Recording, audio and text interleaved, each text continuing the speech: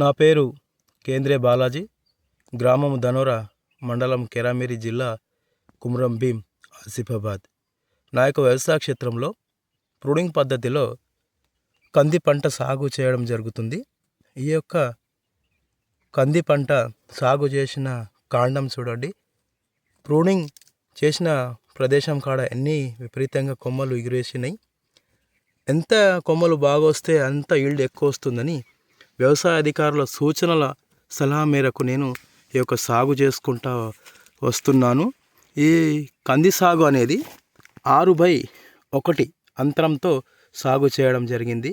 ఇప్పుడు ఈ యొక్క పంట కాలము పూత దశ కాలము.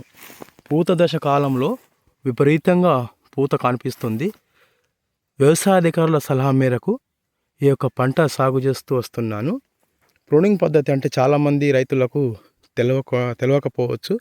కానీ ఇప్పుడు మనం ఈ కాలంలో కొత్త టెక్నాలజీతోని వ్యవసాయం చేసుకుంటే రైతు బాగుపడతాడు. లేకుంటే మనము బాగుపడే సమయాలు ఇప్పుడు చాలా తక్కువ ఉన్నవి. అందుకని కొత్త టెక్నాలజీని మనము యూజ్ చేసుకుంటా వ్యవసాయాధికారుల సలహా మేరకు వాళ్ళ సలహా ప్రకారంగా మనం సాగు చేస్తే రైతులు బాగుపడే అవకాశం ఉంది. మనము ఈ కంది పంట అనేది కళ్ళారా చూసుకోవచ్చు. చూడండి, ఇప్పుడు పూత దశలో ఉంది. రైతులకు నాది ఒకటే విన్నపం ఉంది. వ్యవసాయ అధికారుల సూచనల మేరకు మనము సాగు చేస్తే మనము చాలా వరకు బాగుపడే అవకాశాలు ఉన్నాయి. నా యొక్క రైతులకు ఒక విన్నపం ఉంది.